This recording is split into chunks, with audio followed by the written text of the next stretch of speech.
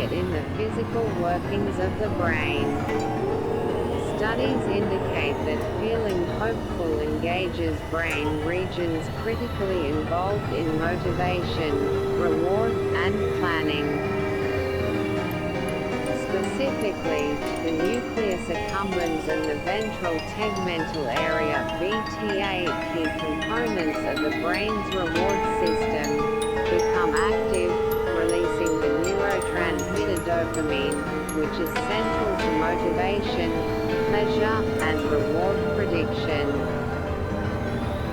This neurochemical activity creates a sense of possibility and drives action, forming a feedback loop where hopeful thoughts trigger dopamine, which in turn reinforces hopeful actions and strengthens the neural pathways sustaining hope. The prefrontal cortex (PFC), the brain's executive control center, plays a crucial role in translating hope into tangible action. It is involved in planning, problem-solving, decision-making, and formulating strategies to achieve future goals. When an individual feels hopeful, the PFC becomes more active, enabling a shift from a reactive, survival-oriented state to a proactive state focused on growth and possibility. This heightened PFC activity aligns with Snyder's concept of pathways thinking, the ability to devise routes to goals.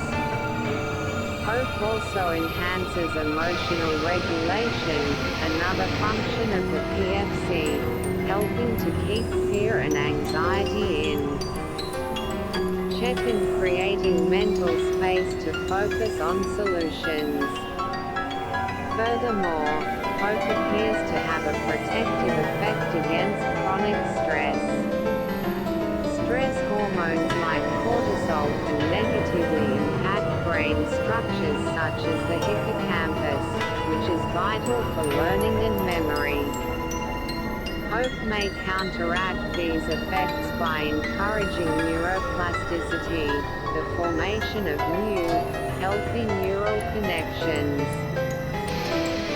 Research on optimism, a concept related to hope, also points to specific neural correlates.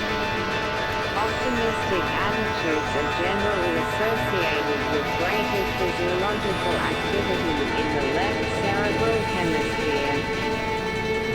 Brain areas such as the default mode network (DMN), anterior cingulate cortex (ACC), and the prefrontal cortex are implicated in the development and maintenance of optimism. The ACC, for instance, is involved in imagining the future and processing self-referential information. While hope and optimism are distinct, the overlapping involvement of the prefrontal cortex in both suggests shared neural resources for future-oriented positive cognition. More directly related to hope, studies have found that dispositional hope, an individual's tendency to apply goal-directed thinking, is associated with greater gray matter volume (GMV) in the left supplementary motor area (SMA). The SMA is known to be involved in the planning and execution of voluntary movements and goal-oriented tasks. This connection suggests that individuals with a stronger inherent capacity for hope may have structural brain differences in regions that support the translation of hopeful thoughts into goal-directed actions. The finding that SMA volume also mediates subjective well-being further underscores the link between the neural substrates of hope and positive life outcomes. These neuroscientific findings, while still developing, provide a compelling biological basis for the psychological and philosophical understanding of hope that hope is not merely